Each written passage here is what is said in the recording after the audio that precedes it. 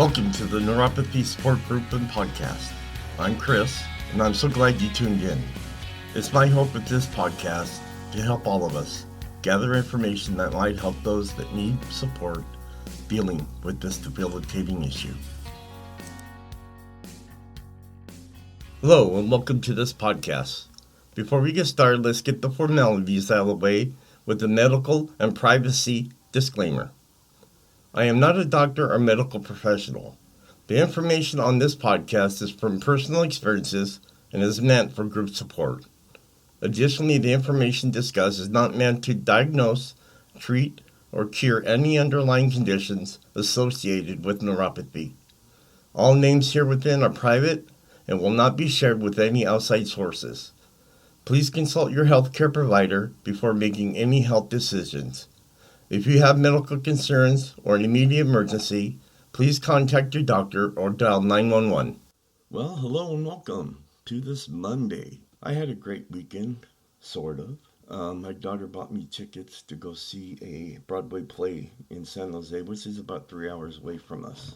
And you can imagine the issues that I had on the way up and on the way back, but it was even worse walking to the venue. My right leg was, you could have cut it off, and I would have been so much better.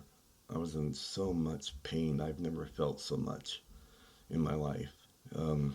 Needless to say, as soon as I got in the car, I was okay. I've been kind of moaning a little bit this morning because it still kind of hurts, but I'm glad I got to go. Before we decided to go, we purchased our tickets, but we didn't purchase any handicapped seating. And that was the issue. I couldn't take my wheelchair that I finally got. I can't believe it. And I couldn't take my walker because there was nowhere to put it. So I had to walk in. But other than that, it was great. And I hope all you fathers out there had a great Father's Day also. But let's get started here. And today's episode is going to be on 6 features of an ideal type 2 diabetes treatment plan. All right then, here we go. If your blood sugar isn't as well controlled as it once was, or you haven't reached your target A1C despite treatment, your doctor may suggest making an adjustment to your type 2 diabetes treatment plan.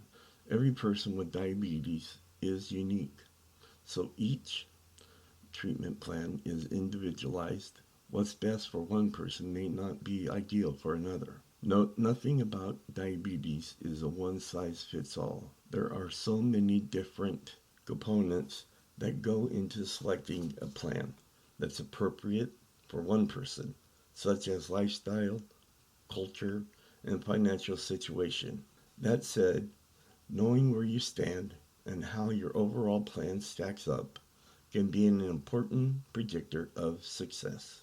People with diabetes who honed their self-management skills, the ability to carry out day-to-day lifestyle habits that help control blood sugar, as well as being informed and part of the decision-making process, had a more marked decrease in A1C levels compared with control groups, according to this doctor.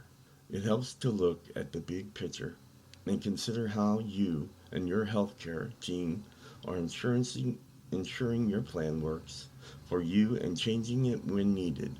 Here's how to access your current plan and what to look for in the future one.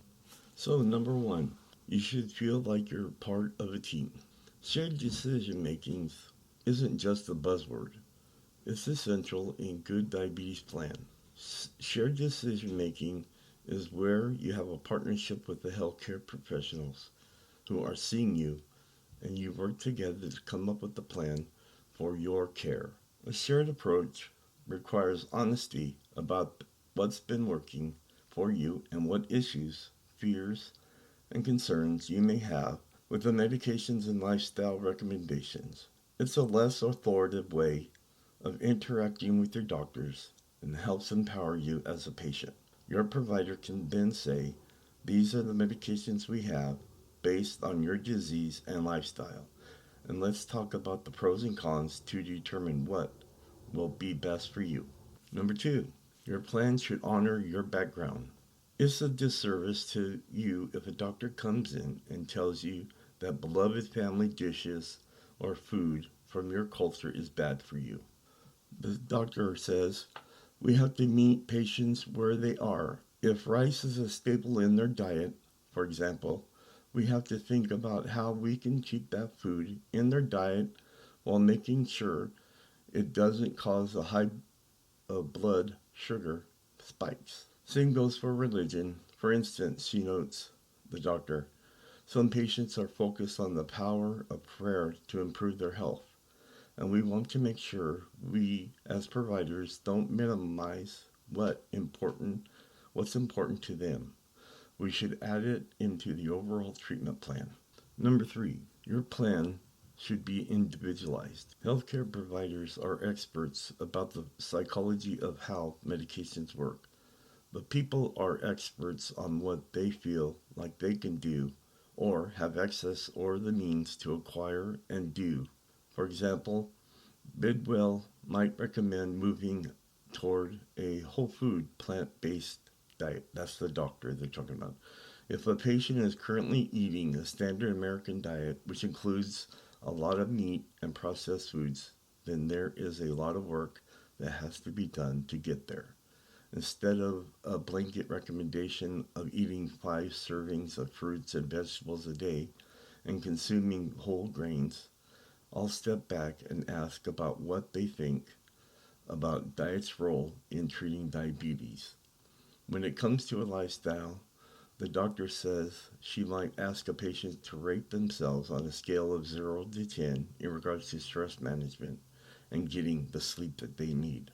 Until we address all the barriers, sustainable change doesn't happen. All right, number 4. Your plan shouldn't focus only on the number of the scale. Weight loss can be an important part of type 2 diabetes management plan. But if you've heard a blanket recommendation to lose weight without any instruction on how to get there or a sole focus on weight loss, then you should think about if that's working for you. It's quite clear that there is a relationship between being overweight or obese and metabolic disorders. As you lose weight, blood sugar and blood pressure comes down. But using the number on the scale as the measure of success doesn't often lead to sustainable change. Instead, what's important is a provider who will engage with you about non-weight related goals. Think out 6 months from now. If you could lose the weight, how would your life be different? Would you be able to interact with family more? Have energy to play with your kids or grandkids? Take a vacation and walk to see the sights? That's what motivating is all about. All right, number 5. Your fears and worries should be addressed. What if you have anxiety about needles or your provider prescribes an injectable medication? Rather than dismissing that fear, your provider should take it seriously, dig into it more, and help you come up with a plan that accommodates your needs. The ideal plan should allow for adjustments made by working with your doctor that incorporate changes that make it okay for you. Number 6. The plan should be clear and easy to understand. The funny thing about doctor's offices is that you might go in, they might talk to you, you might nod your head in agreement, and then you leave and sit in your car not knowing what to do next. This doctor asks patients to repeat our plan back to her, before they head out of the door. If your provider doesn't do this, then before you go, say, to be clear, our plan is, and repeat back what you heard. Last but not least, you should be able to trust your doctor and feel comfortable telling them the truth, such as finding it tough to stick with your type 2 diabetes treatment plan. Your provider should want to understand what's going on behind the scenes before declaring that your plan needs to change, or worse, making you feel like you're in trouble. For instance, the doctor says, we may have someone on a certain medication for diabetes, but when we check their A1C, it's not improving. Before intensifying therapy, We should find out if the patient is taking it as prescribed or if not. Why? The doctor notes that the reason treatment may not be working may have to do with patient not taking medication as directed because of side effects or confusion about how to take it correctly. Similarly, if someone is having trouble making lifestyle changes, the struggling to cut back on soda, the underlying reasons should be examined. Having a doctor you can trust and talk to, as well as a type 2 diabetes treatment plan that follows the ideal strategies mentioned above, can be a winning combination for you.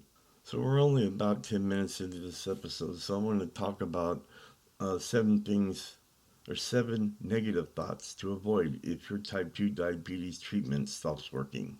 I think I have enough time to squeeze that in there, this episode also. So I'll post all the information again on my Facebook page so you'll be able to read it over yourself. Let me go real quick here though. The emotional tolls of diabetes. Paying attention to your mental and emotional health can be different if you have type 2 diabetes. Regardless of whether you experience a setback in your treatment plan, according to the Center for Disease Control and Prevention, people with diabetes are 2 to 3 times more likely to have depression than people without diabetes. And yet, only 25 to 50% of people with diabetes who have depression are diagnosed and treated. This one doctor here says often the diabetes diagnosis and its acceptance can lead to depression. This is especially so given that the person has to come to terms with all of the things they must now have to change and monitor. So here's some of those common thoughts and feelings you may have when treatment stops working, and more important, what you can do to flip the script and try to work toward a more positive perception. Number one is, it's my fault my diabetes isn't under control. While there's a lot of emphasis on following a healthy lifestyle to manage type 2 diabetes for good reason, since it's an effective way to control your blood sugar, it also sets people up for disappointment when those changes aren't enough. Currently, this doctor states, I think the healthcare system is set up to blame the person, implying that they have failed, so emotionally they feel like a failure, especially with type 2 diabetes, for which healthy eating and exercise are usually the first line of defense. When a person fails at that, adding medication on attests to that failure. So here's number 2. Diabetes is a death sentence. One of the classic pitfalls, and among the worst, is if a person gets to a place where they are resigning themselves to the thought that they are going to die from this condition. The doctor says in reality, the sooner they accept the diagnosis and of all the responsibilities that go with it, the better off they will be. Number 3, I'll never find a treatment that works. If your treatment stops working, it may seem like nothing else will ever work again, but try to avoid this all or nothing thinking by keeping in mind that finding the right type 2 diabetes treatment often requires trial and error. When something doesn't work, it just means that your treatment needs to be adjusted. There are many options you may consider: changing your current medication, adding on a medication, or starting insulin or another injectable medication. Number 4, why bother? There's no question that managing diabetes requires work, and when your efforts aren't enough to keep your condition in check, it may be tempting to stop trying so hard. But healthy habits like exercising regularly, eating healthy, sleeping well, and limiting alcohol intake are still important in managing diabetes and helping you avoid complications. If they feel too daunting, consider breaking these down into smaller goals. Try finding one thing you can be motivated to work on and use that to keep seeing progress. Number 5, diabetes is not the only thing getting me down. Everything is hopeless, As previously mentioned, diabetes and depression can go hand in hand, and while it's important to treat both, the good news is that addressing your diabetes may help you emotionally too.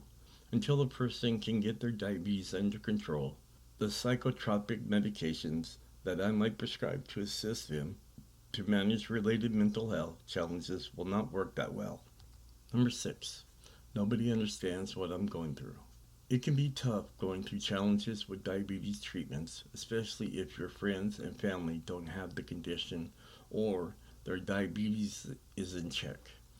Reminding yourself that there are millions of people with diabetes and some of them are feeling exactly like you are right now might help, as can connecting with others who have type 2 diabetes. Look for a community of people that can help in supporting you. Number 7. I have no control over diabetes. When treatments fail, it seems like there's nothing you can do about it, but you have far more control than you may realize. Success with type 2 diabetes is about acceptance, taking your medications, committing yourself to that lifestyle change, communicating with all your doctors about your medications, and being open to mental health support for the emotional challenges. Finally, the doctor says, if you're struggling emotionally, don't hesitate to talk to your doctor or a therapist who has experience with people who have diabetes. Your health and happiness are worth it. Well, I'm glad I had enough time to get both of those sessions in there for you. And I will post them on my Facebook page so you can read them through yourself. There's a lot more information on this website that I use. It's called Everyday Health. And they give you a lot of information on different aspects, not just diabetes, but there's so many things that you can find on there that I have found to help and to be able to put on these episodes for you. So give that a try. And again, like I always end the shows, go out, get some sun, enjoy your time with family, be motivated, don't get down, don't let depression take over your life. Everything is going to be better. So you guys have a great week, and I will talk to you next Monday. Goodbye. As we come to a close, it's my hope this podcast and other sources, such as product reviews that I have discussed today, can better our lives and give us some relief dealing with neuropathy. This episode plus others are posted every Monday on Facebook, Twitter, Instagram, iTunes, Spotify, and Stitcher. And finally, whatever life throws at you, even if it hurts you, just be strong and fight through it. Remember, strong walls shake, but never collapse. Talk to you next Monday.